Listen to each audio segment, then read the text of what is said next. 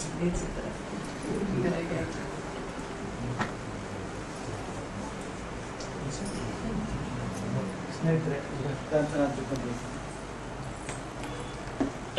ಆನಂದವರ್ಧನ ಅನ್ನುವ ಅಲಂಕಾರಿಕ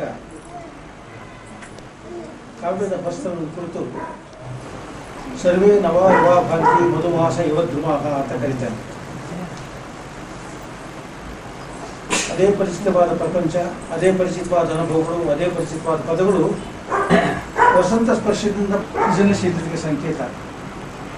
ಇಂಥ ವಸಂತವನ್ನು ನಿರಂತರವಾಗಿ ಉಳಿಸಿಕೊಂಡು ಬಂದಂಥವರು ನರಸಿಂಹಸ್ವಾಮಿಗಳು. 87 ವಸಂತಗಳನ್ನು ಕಂಡ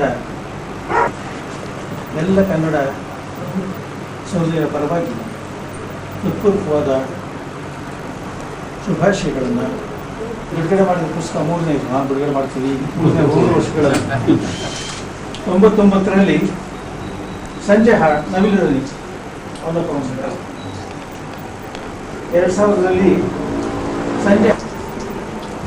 ಆಶ್ಚರ್ಯ ಆಗುತ್ತೆ, ಈ ವಯಸ್ಸಿನಲ್ಲಿ ಆ ಒಂದು ಮನಸ್ಥಿತಿಯನ್ನು ಉಳಿಸಿಕೊಂಡು ನಿರಂತರವಾಗಿ ಕವಿತೆಯೊಂದಿಗೆ ಸಂವಾದ ನಡೆಸುವ ಸಾಮರ್ಥ್ಯ ಅಥವಾ ಪುಣ್ಯ ಬಹಳ ಜನರಿಗೆ ಆವೇಶ ಅವಲಂಬಿಸ್ತಾ ಇದ್ದರೂ ಕೂಡ ಮನಸ್ಸಿನ ಒಳಗಡೆ ಅವರ ಕಣ್ಣುಗಳು ಇಡೀ ಬದುಕಿನ ಉದ್ದಕ್ಕೂ ಕಂಡ ಅನೇಕ ಘಟನಾವಳಿಗಳನ್ನು ನೆನಪು ಮಾಡಿಕೊಳ್ತಾ ಅವುಗಳಿಗೆ ಆಕಾರ ಕೊಡ್ತಾ ಬಂದಿದ್ದಾರೆ.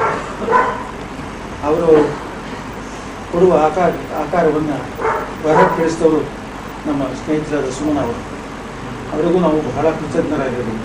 ಅವರು ಯಾವ ಕಾಲವನ್ನು ಹೊಗಳಿದ್ರೋ, ವಸಂತೋತ್ಕರ್ಷದ ಕನ್ನಡ ಕಾವ್ಯದ ವಸಂತೋತ್ಕರ್ಷದ ಸಂದರ್ಭದಲ್ಲಿ ನರಸಿಂಹಸ್ವಾಮಿಯವರು ಕನ್ನಡ ಕಾವ್ಯಕ್ಕೆ ಪ್ರವೇಶ ಮಾಡ್ತಾರೆ. ಸ್ವಾರಸ್ಯ ಸಂಗತಿ ಅಂದರೆ, ಮೊಟ್ಟ ಮೊದಲ ಕವನ ಸಂಗ್ರಹದಿಂದಲೇ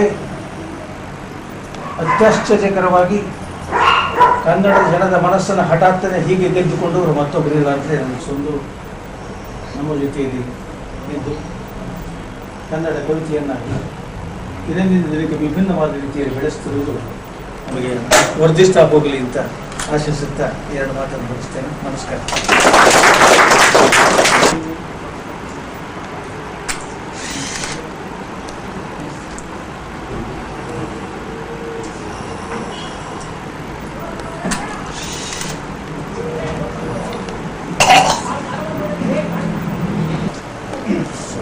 ಪುಸ್ತಕವನ್ನು ಈಗ ಬಿಡುಗಡೆ ಮಾಡಿದಂತಹ ಮತ್ತೊಬ್ಬ ಹಿರಿಯ ಕವಿ ಡಾಕ್ಟರ್ ಜೆ ಶಿವಪ್ರಜ್ಞವರು, ಶ್ರೀಮತಿ ವೆಂಕಮ್ಮನವರು, KSನ ಕುಟುಂಬ ವರ್ಗದವರೇ, ಸಾಹಿತ್ಯ ಪ್ರೇಮಿಗಳೇ, KS ನರಸಿಂಹಸ್ವಾಮಿಯವರ ಕಾವ್ಯದ ಕೇಂದ್ರ ಪ್ರತೀಕ ಮನೆ ಅಂತ ಹೇಳಿ ಎಲ್ಲ ವಿಮರ್ಶಕರು ಹೇಳ್ಕೊಂಡು ಬಂದಿದ್ದಾರೆ. ಈ ದಿನ ಅವರ ಒಂದು ಪುಸ್ತಕ ಕೂಡ ಮನೆಯಲ್ಲೇ ಬಿಡುಗಡೆ ಆಗ್ತಾ ಇದೆ. ಇದು ಬಹಳ ಅರ್ಥಪೂರ್ಣ ಅಂತ ಅನ್ಕೊಂಡಿದ್ದಾರೆ.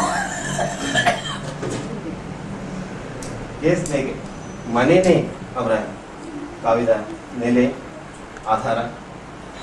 ಅವರ ಅದ್ಭುತವಾದ ಕಾವ್ಯ ಈ ಮನೆಯಲ್ಲೇ ಬೆಳೆದು ಮನೆ ಮನೆ ತಲುಪಿ ಕರ್ನಾಟಕದಲ್ಲಿ ಸ್ವಲ್ಪವೂ ಕೂಡ ಕಡಿಮೆ ಆಗಿಲ್ಲ. ಅವರ ಕಾವ್ಯ ಭಾಷೆಯ ಹೊಳಪು ಮತ್ತು ಪ್ರಕಾಶ ಕಡಿಮೆ ಆಗಿಲ್ಲ, ಅದರ ಒಂದು ಹೊಸತನ ಕಡಿಮೆ ಆಗಿದೆ. ಅದಕ್ಕೆ JSS ಕಡೆ ಹೇಳ್ತಾರೆ, ವಯಸ್ಸಾಗುವುದು ಕವಿತೆಗೆ. ಈ ಮಾತನ್ನು 100ಕ್ಕೆ 100 ಅನ್ವಯಿಸಬಹುದಾದ್ರೆ ಅದು KSನವರ ಕಾವ್ಯ ಸಂಬಂಧಿಸಿ ಅಂತ ನಾನು ಅಂದ್ಕೊಂಡಿದ್ದೇನೆ. ಗೀತೆಗಳಿವೆ ಅದರಲ್ಲಿ, ಅವು KSನವರ ಈವರೆಗೆ ಬರೆದಂತಹ ಗೀತೆಗಳ ಒಂದು ಮುಂದುವರಿಕೆ ಅಂತ ನಾವು ಭಾವಿಸಬಹುದು. ಅದರಲ್ಲಿ ಒಂದು ವಿಶೇಷ ನನಗೆ ಕಾಣಿಸ್ತೀವಿ. ಅದರ ಚೆಲುವು ಬಹಳ ಸಹಜವಾದ ಚೆಲುವು. ಆದರೆ ಬಹಳ ಆಶ್ಚರ್ಯ ಉಂಟು ಮಾಡಿದ್ದು ಈ ಕಥನ ಕವನ ಕೈಮರದ ನೆಳಲಲ್ಲಿ ಎನ್ನುವಂತ. ಅದಕ್ಕೆ ಇದನ್ನ ಒಂದು ಅಕಥನ ಕವಿತ್ವ ಅಂತ ಕರೆದೆ ನಾನು ಮುಂದೂಡಿ ಬರೆಯುವಾಗ. ಇದಕ್ಕೆ ಏನ್ ಹೇಳ್ಬೇಕು ಅಂತಂದ್ರೆ, ಇದೊಂದು ಅಕಥನ ಮಾರ್ಗ ಅಂತ. ಕಥನದಲ್ಲಿ ಕತೆ ಹೇಳದಂತ ಒಂದು ಮಾರ್ಗವನ್ನ KSನ ತೆರೆದ ಬಾಗಿಲಲ್ಲಿ ಮಾಡಿದ್ರು ಅದ್ಭುತವಾದ ರೀತಿಯಲ್ಲಿ ಆ ಕವಿತೆಯಲ್ಲಿ. ಇಲ್ಲಿ ಅದನ್ನ ತುಂಬಾ ಚೆನ್ನಾಗಿ ಮಾಡಿದ್ದಾರೆ. ಇಲ್ಲಿ ಬರುವಂತವರೆಲ್ಲ ಒಂಥರ ನಮಗೆ ಪರಿಚಯದವರೇ ಅಂತ ಅನ್ಸುತ್ತೆ. ಅದೇ ನೋಲೂರು, ಅದೇ ಹೊನ್ನೂರು, ಮೈಸೂರು ಮಲ್ಲಿಗೆ ಜಗತ್ತಿನಲ್ಲಿ ನಾವು ಯಾವ ಯಾವ ಹಳ್ಳಿಗಳನ್ನ ಸುಂದರವಾದ ಊರುಗಳನ್ನು ಕೇಳಿದ್ವಲ್ಲ, ಆ ಎಲ್ಲ ಊರುಗಳು ಇಲ್ಲಿ ಬರ್ತವೆ. ಆದ್ರೆ ಇಲ್ಲಿ ಕಾಣಿಸ್ತಿರುವಂತವ್ರು ಪ್ರಾಯದ ಹುಡುಗ ಹುಡುಗಿ ಅಲ್ಲ. ಆದ್ರೆ ಅಳೋ ಮಕ್ಕಳನ್ನ ಮುದ್ದಾಡೋದು ಬಹಳ ಅಗತ್ಯ. ಯಾಕಂದ್ರೆ ಅದು ಮಗುವಿಗೂ ಅಗತ್ಯ, ಕವಿಗೂ ಅಗತ್ಯ, ಎರಡು ಕಡೆ ಅಗತ್ಯ ಇರುತ್ತದೆ. ಹಿಂದೆ ನಾನೊಂದು ಕವಿತೆ ಬರೀತಾ ಇದ್ದಾಗ ಆ ಕವಿತೆ ಒಳಗೆ ನರಸಿಂಹಸ್ವಾಮಿಗಳ ಲಯಗಳು, ಅವರು ಮಾತಾಡುವ ರೀತಿ ಬಂದು ನುಗ್ತಾ ಇತ್ತು. ಅವ್ರನ್ನ ತಪ್ಪಿಸ್ಕೊಳ್ಳಿಕ್ಕೆ ಬಹಳ ಪ್ರಯತ್ನ ಪಡ್ತಾ ಇದ್ದೆ. ಒಂದು ರೀತಿಯಲ್ಲಿ ಕವಿತೆ ಹೇಗೆ ಬರಿಬೇಕು ಅನ್ನೋದಕ್ಕೆ ಅದು ಕೈಮರವೂ ಆಗಿತ್ತು. ಆಮೇಲೆ ಈಗ ಮೊನ್ನೆ 4 ದಿವಸ ಹಿಂದೆ ನಮ್ಮ ಮನೆ ಮುಂದೆ ಒಂದು ಮರ ಇದೆ. ಅದೊಂಥರ ಬ್ಯಾಡ್ಮಿಂಟನ್ ಚೆಂಡಿನ ತರ ಹೋಗ್ಬಿಡು. ಅದಕ್ಕೆ ಬ್ಯಾಡ್ಮಿಂಟನ್ ಚೆಂಡು ಹೂವಿನ ಮರ ಅಂತ ಪದ್ಯ ಬರೀತಿದ್ದಾಗ ಬ್ಯಾಡ್ಮಿಂಟನ್ ಚೆಂಡು ಹೂ ಮರವೆಂದು ಇದರ ಹೆಸರಲ್ಲ, ಈ ಹೆಸರು ನಾನು ಕೊಟ್ಟದ್ದು ಅಂತ ಹಿಂಗೆ ಬರ್ಕೊಳ್ಳೆ ನರಸಿಂಹಸ್ವಾಮಿಗಳು ಬಂದ್ರು ಅಲ್ಲಿ. ತುಂಬಾ ಸಂತೋಷದ ದಿನ ಇವತ್ತು.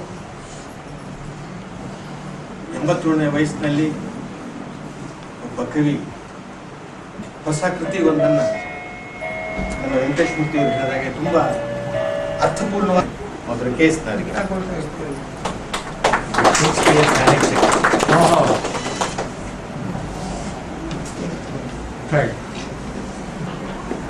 ನಾನಿನ್ನು ಈ ಹೊಸ ಪುಸ್ತಕನ ಓದೇ ಇಲ್ಲ, ನನಗೆ ಈಗ ಸಿಕ್ಕಿಲ್ಲ. ನಾ ಕೇಸ್ನವ್ರನ್ನ ಹೇಗೆ ಕಂಡೆ ಅಥವಾ ಏನು ಒಂದೆರಡು ಘಟನೆಗಳಾಯ್ತು ಅವ್ರ ಸಂಬಂಧದಲ್ಲಿ, ಅದನ್ನ ಇಲ್ಲಿ ನಿಮ್ಮೆದುರಿಗೆ ಈ ಕರಾವಳಿಗೆ ಮುತ್ತರಿಡುವ ಪೆದ್ದೆರೆಗಳ ಕಾಲದಲ್ಲಿ ಆಕಾಶಕ್ಕೆದ್ದು ನಿಂತ ಪರ್ವತ ಹಿಮ ಮೌನದಲ್ಲಿ, ಕರಾವಳಿಗೆ ಮುತ್ತರಿಡುವ ಪೆದ್ದೆರೆಗಳ ಕಾಲದಲ್ಲಿ ಊಟವೊಂದು ನಾವು ಭಾರತೀಯರು. ನನ್ನ ಸಂಕಲ್ಪಕ್ಕೆ ನನ್ನ ಪ್ರೇಮಿಕರಾದ ತುರುದಪ್ಪವರು ಅದನ್ನು ಬಿಡುಗಡೆ ಮಾಡಿದ್ದಾರೆ. ಅವರು ನನಗೂ 30-40 ವರ್ಷಗಳ ಸ್ನೇಹ. ಲಕ್ಷ್ಮೀನಾರಾಯಣ ನಮಸ್ಕಾರ. ಪುಸ್ತಕವಾಗಿ ಹೋಗಿ ಸಂತೋಷಪಡಿ. ನಾನು ಏನಾದರೂ ಮಾಡಿ ಕಣ್ಣು ಮುಗಿಸ್ಕೋಬೇಕು ನೋಡ್ರೆ ಕಣ್ಣು ಆಗಲಿಲ್ಲ.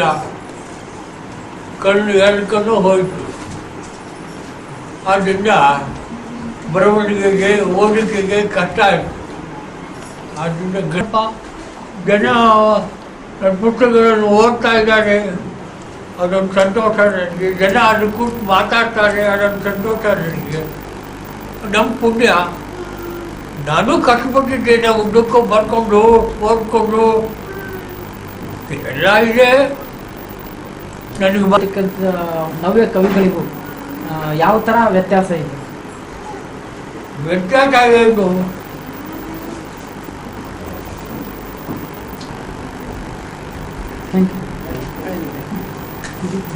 ನಮ್ಮಿಬ್ಬರು ಜಗಳ ಏನೂ ಇಲ್ಲ.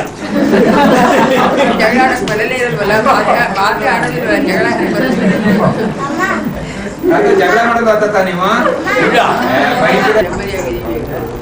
ಕಮ್ಮಿ ಆಯಿತು. ಅವ್ರಿಗೂ ತೊಂದರೆ ಕಣ್ಕಾಳ್ದಿರೋದು ಎಲ್ಲ ಅವ್ರನ್ನ ಅವಲಂಬಿಸ್ಬೇಕಾದ್ರೆ ಬರವಣಿಗೆಗೆಲ್ಲ ಅಂತೂ ಬರೀತಾರೆ. ಕಣ್ಕಾಲಿನ ಪುಸ್ತಕ ಬರಲಾಯಿತು.